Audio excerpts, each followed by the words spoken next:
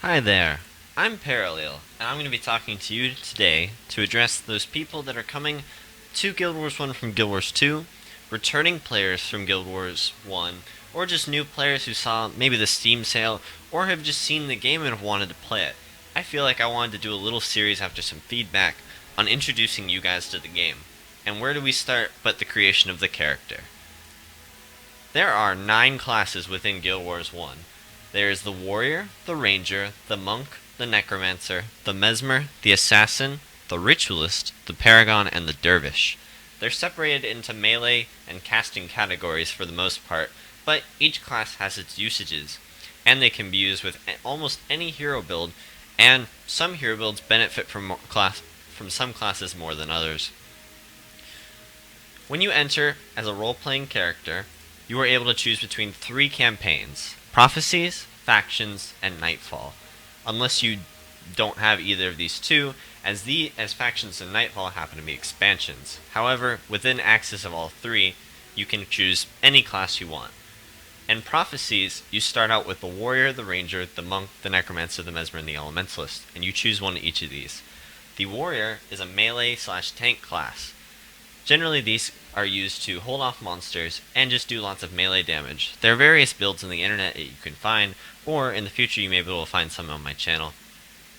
The Ranger is a ranged class that is able to tame beasts as its pets. Generally, the type of beast doesn't matter, as they all do the same attacks with different skins. So anywhere from, say, a lynx to a tiger to a bear, they will all have the same abilities, just it depends on what you want out of them. A Monk, as the next class, is a caster, but also has a dual purpose as the healing role usually. They contain healing spells, and they have spells like Ray of Justice and other smiting prayers that are able to do damage within certain builds. The Necromancer is a class that you all must be familiar with, as it is a caster class that is able to resurrect the dead and infect its foes with curses and other such things having to do with being a necromancer in traditional role-playing lore. The Mesmer is a class that's unique to Guild Wars, as it's almost like an enchanter. You use enchantments and other hexes on opponents to deal damage or to influence their combat and enhance yours. This is a caster class. Then finally we have the Elementalist.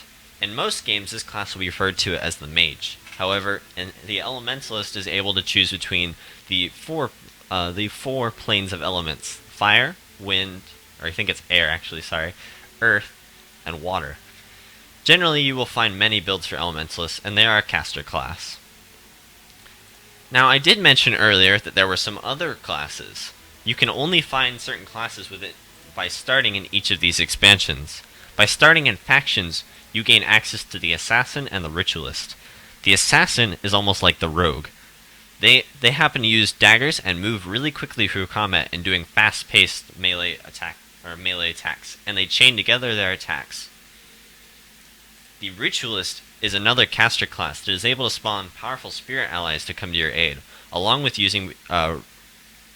being able to heal your allies and doing harm through spells that do AoE spirit damage and other such things. They commune with the spirits, and that's mainly how they are focused on. That's their theme. In Nightfall, you gain access to the Paragon class and the Dervish class. Paragon is more of a melee class that is able to rally everyone with his shouts. A Dervish is another melee class involved with some healing. They happen to focus more on enchantments and focus on scythes. They are very powerful, and they're able to, as the description says, unleash a whirlwind of destruction. All these classes are viable for you to choose from, and so I wouldn't let builds on the internet drag you away from the class that you want to play. Generally, you will also be able to... I'm losing my focus, I'm sorry. But mainly all these heroes have their own purpose. If you click PvP only character, you will be able to choose from the same subsets of classes. However, that character will be locked purely to PvP and will start at level 20. Whereas in the role-playing character section, he will start at level 1 and also have access to PvP.